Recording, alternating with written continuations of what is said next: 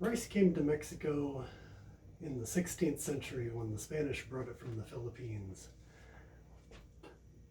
This dish we're making today is a version of my mother's recipe, which she got from my dad's aunt,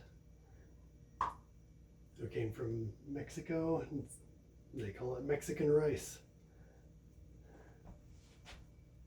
We're going to use brown rice today. Brown rice. This dish is traditionally made with, I shouldn't say traditionally, this dish is commonly made with white rice. It was probably made with brown rice 400 years ago. Today, pretty much everyone makes it with white rice. Brown rice, I think, tastes better. It's also healthier. It's got all the vitamins and bran, and it has a nuttier, warmer taste. We're going to heat up some oil in a pan. This is a mix of clarified butter and peanut oil. You can use lard, you can use just plain oil, just plain butter. For a cup and a half of rice, I use about a tablespoon and a half of oil. I guess that would make it 1 tablespoon per cup of rice. While that heats up,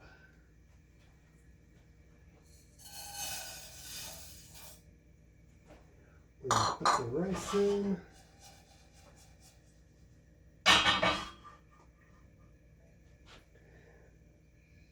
That's going to get hot enough to make the rice start popping. And into the liquid is going to be a mix of vegetable stock, half of a medium-sized onion, 1 large tomato chopped up, 3 cloves of garlic. That's about a tablespoon or 2 of cider vinegar, half a lime, some red pepper, salt, cilantro. I didn't get to the store today, so we don't have any fresh cilantro, so I'm using dried powdered cilantro. I'll show you how to make that in another video. Cumin, a little cinnamon, and agave syrup. Use about half the amount of agave syrup that you have acid. So we're going to have maybe a total of 2 tablespoons of acid. That's a combination of lime juice and cider vinegar. So we'll use just 1 tablespoon of agave syrup.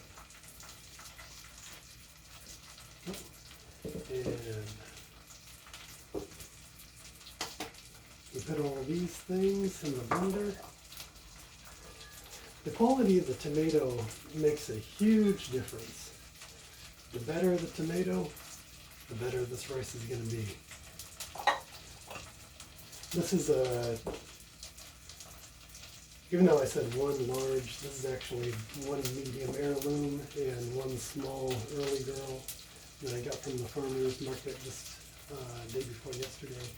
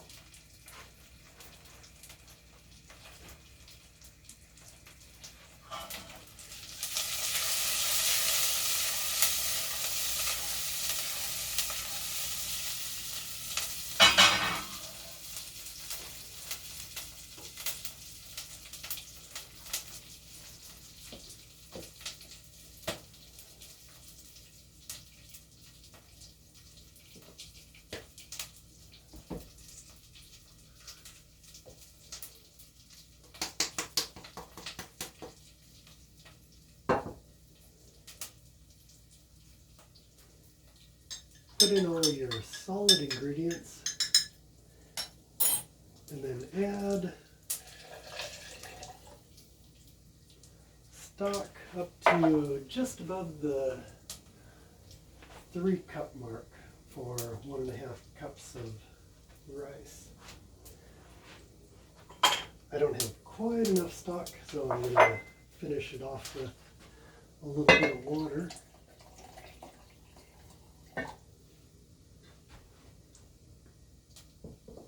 Rice is always 2 to 1, twice as much liquid to rice. I'm adding a little bit more than 2 to 1, just because we do have some solids in here that'll take up a little bit of volume. And this rice is going to cook for an entire hour, so we might lose some steam through all that cooking.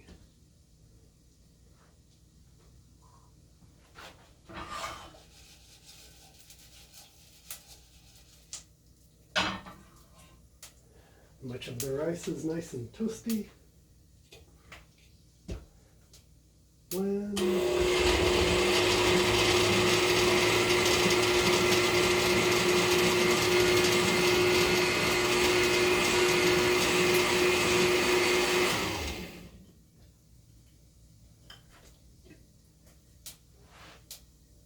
And pour in your liquid.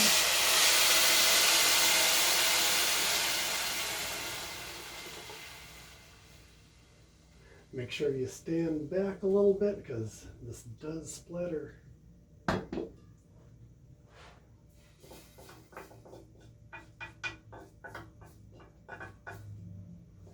Give it a brief stir.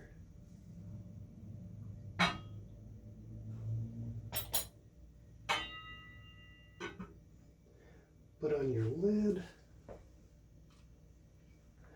Set your timer for 1 hour. And then come back in an hour. It's not yet been an hour, but I forgot to tell you.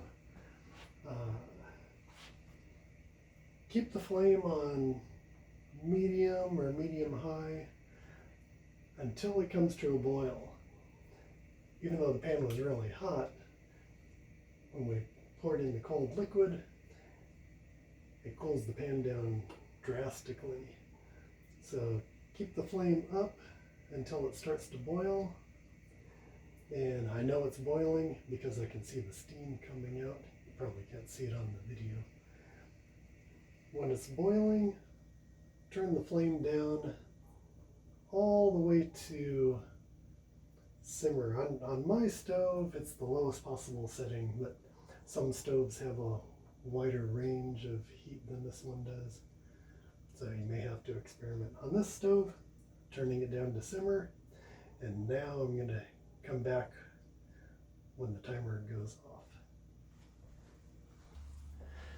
The hour is up, and now we're going to see how it looks. That looks really nice, and it smells amazing.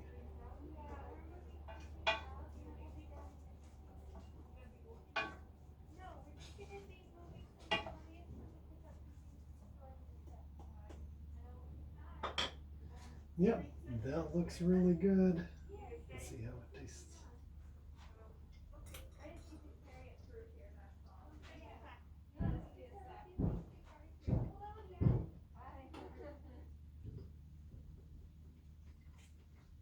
Yeah, tastes excellent.